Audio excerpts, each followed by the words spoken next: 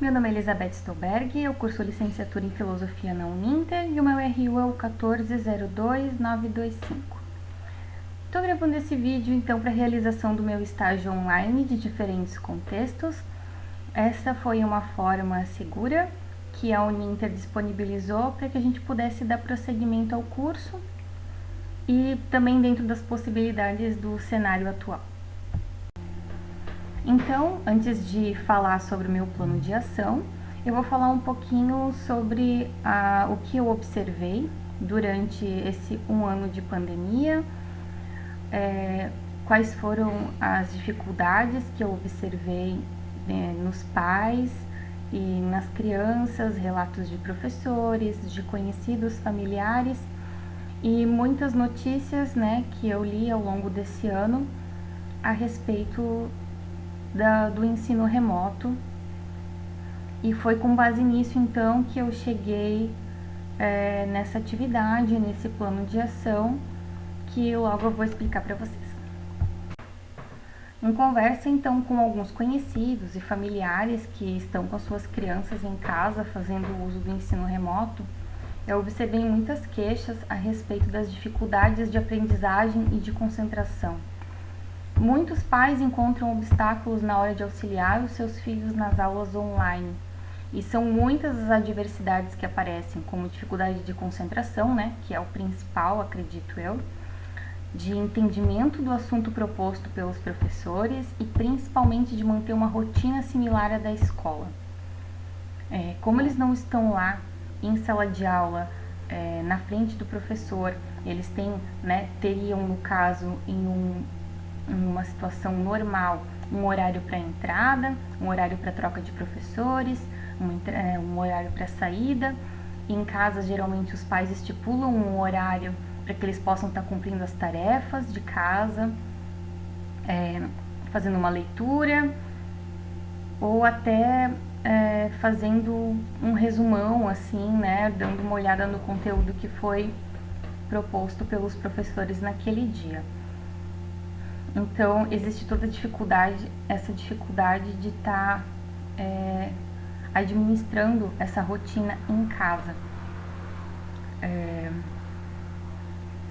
E conforme eu fui absorvendo esses relatos, busquei na internet matérias a respeito desse assunto, eu descobri que é algo muito comum, principalmente em casas onde os pais precisam trabalhar fora durante o dia e não conseguem acompanhar em tempo real as aulas remotas, os estudos dos seus filhos. Isso acaba impossibilitando uma rotina saudável de aprendizagem. Então, conforme esses relatos de conhecidos, enfim, familiares, até eu tenho um exemplo próximo, eu tenho uma irmã que está no ensino fundamental e foram encontrados diversos obstáculos para estar conseguindo terminar o ano, então, no caso o ano passado, por mais que a escola tivesse muito comprometida com os alunos, com os pais, ainda assim foram encontradas algumas dificuldades. Então, fui mais a fundo, pesquisei na internet, achei diversas matérias a respeito disso, matérias que abrangem o Brasil todo, matérias de todos os cantos do Brasil em relação a isso. E conforme então uma pesquisa feita pelo site Isto É, 67% dos alunos têm grandes dificuldades em organizar os estudos online e 82,6% dos alunos ouvidos, a falta de contato presencial com os colegas e os professores, essa rotina escolar, ela afeta a aprendizagem e o bom andamento dos estudos. A maioria dos pais concorda com os alunos e acredita que o ensino à distância nas escolas tem causado dificuldade de aprendizado. Essa notícia ela é de 30 de outubro de 2020, então percebe-se que ali ainda o aprendizado era totalmente remoto, Agora esse ano a gente tem algumas opções de estudo híbrido em alguns estados, dependendo da região. A questão do estudo híbrido ele vai depender de região, porque a gente agora está enfrentando uma nova onda, de contágios agora na pandemia. Foram encontradas novas cepas, novas variantes, Então, com o colapso na saúde, alguns lugares, algumas regiões do Brasil optaram por voltar ao ensino remoto. Então, né, mesmo com algumas instituições de ensino oferecendo aulas de forma híbrida, né, eles têm o revezamento de alunos em sala de aula, algumas dificuldades permanecem, porque muitos ainda precisam estar totalmente no ensino à distância. Às vezes, mesmo onde o ensino híbrido ele é oferecido, por conta do alto número de contágios, muitas famílias estão optando por deixar as crianças em casa no ensino remoto, mesmo que esteja disponível o híbrido.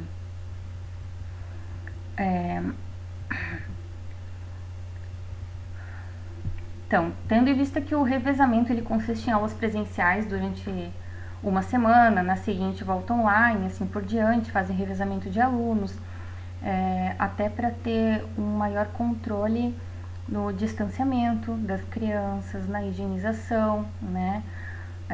É um protocolo que está sendo seguido nas escolas, mas ainda assim tem semanas em que a criança está em casa, tem semanas em que a criança está na escola. Então, o ensino remoto, mesmo que parcialmente, ele persiste. Isso também acaba causando uma sobrecarga enorme nos professores que precisam se dedicar aos alunos na escola e também aos alunos que estão em casa, né? Uma outra pesquisa que eu fiz aqui, então, para dar mais um exemplo, conforme o site Revista e Educação, em uma matéria de dezembro de 2020, quando as escolas abrirem de fato ao fim da pandemia, os alunos retornarão com níveis muito diferentes de conhecimento e habilidades. A gente que tem uma noção de como funciona as escolas, o ensino tanto no particular quanto nas escolas e instituições públicas, a gente sabe que mesmo os alunos estando dentro de sala de aula todos os dias, ainda assim existe uma dificuldade de aprendizagem para alguns. Então, sem o acompanhamento diário do professor, essa dificuldade acaba aumentando, né? Muitos pais não têm condições de estar acompanhando todos os dias os estudos dos seus filhos, então essas dificuldades elas acabam ficando ali, né? Elas não, essa necessidade de um auxílio ela não é suprida nem pela escola por estarem fechadas ou parcialmente abertas e nem pelos pais, porque muitos acabam não tendo nem tempo de estar acompanhando, pois trabalham fora, né? E acaba não ficando nenhuma pessoa responsável supervisionando esses estudos, ou até falta tempo para estar fazendo essa cobrança de leitura, de reforço, né? Tá revisando aquilo que foi repassado pelo professor naquele dia. E foi por conta dessas pesquisas e pelos relatos de familiares e amigos, então, que eu senti a necessidade de abordar esse assunto no meu estágio em diferentes contextos, trazendo uma ideia que não irá solucionar os problemas enfrentados nesse momento tão delicado, mas a gente pode utilizar como aliado nos estudos para que os alunos possam continuar aprendendo em casa e em segurança, e os pais tenham então um maior controle e participação nesse processo. Então, agora, depois dessas informações, vou então falar sobre o meu plano de ação. Pensei inicialmente num grupo de apoio online para os pais, em conjunto com alguns professores. Seria um encontro semanal, onde os pais e os professores eles possam participar como forma de apoio, a fim de buscar soluções, né, facilitação da aprendizagem no formato remoto, né, na educação à distância, para as crianças que estão estudando em casa durante a pandemia e para que estão fazendo as aulas em formato híbrido também, né, esses pais poderiam estar participando desse grupo. Cada dia teria um tema para discussão, onde professores fariam participação então de forma voluntária, e um tema seria apresentado. Alguns exemplos seria sobre concentração nas aulas online, rotina de estudos, rotina de leitura e até, né, achei uma ideia muito interessante sobre contação de histórias. Falar um pouquinho sobre contação de histórias. né, vou dar o primeiro exemplo então, como poderia estar sendo desenvolvido isso. Um convidado, então, o professor poderia ser de educação infantil, ele seria recebido na reunião online, que pode ser inclusive feita através do Google Meet ou alguma outra plataforma parecida. São diversas as opções, as possibilidades hoje, né, de estar podendo fazer essas reuniões online. E, enfim, esse profissional lhe daria dicas para que os pais pudessem fazer uma contação de histórias em casa com seus filhos, de forma divertida e educativa. Os pais poderiam tirar algumas dúvidas, né, ao final do encontro, e expor as suas dificuldades, até para que possa haver uma troca de informações, né, entre os pais. Às vezes a dificuldade de um pai não é a dificuldade de outro. Às vezes um pai tem facilidade, né, para administrar a rotina de estudo dos seus filhos e outro não. Então pode estar havendo essa troca, lógico que em cada casa, né, existe uma rotina, horários diferentes de trabalho, mas seria algo interessante de estar, os pais poderiam então estar trocando experiências, né? Agora, no segundo momento, então o profissional da educação, ele estaria participando do grupo de apoio online, dando dicas de como administrar a rotina de estudos online em casa, né? Dando dicas para facilitar essa rotina. Qual o melhor lugar para se assistir às aulas, o que poderia tirar o foco da criança no momento da aula online, o que poderia facilitar essa rotina, torná-la menos estressante para os pais e mais proveitosa para as crianças. Principal objetivo do grupo, então, seria facilitar para as crianças o aprendizado de forma remota, incentivar a participação dos pais e dos responsáveis na construção do aprendizado da criança e facilitar a rotina de estudos em casa, de forma a tornar mais divertida para as crianças, menos exaustiva para os pais e que essa carga não caia totalmente em cima do professor, né? A minha sugestão, então, seria que o grupo fosse feito a partir de pais que tenham crianças mais ou menos da mesma faixa etária, por exemplo, no quarto ano, né?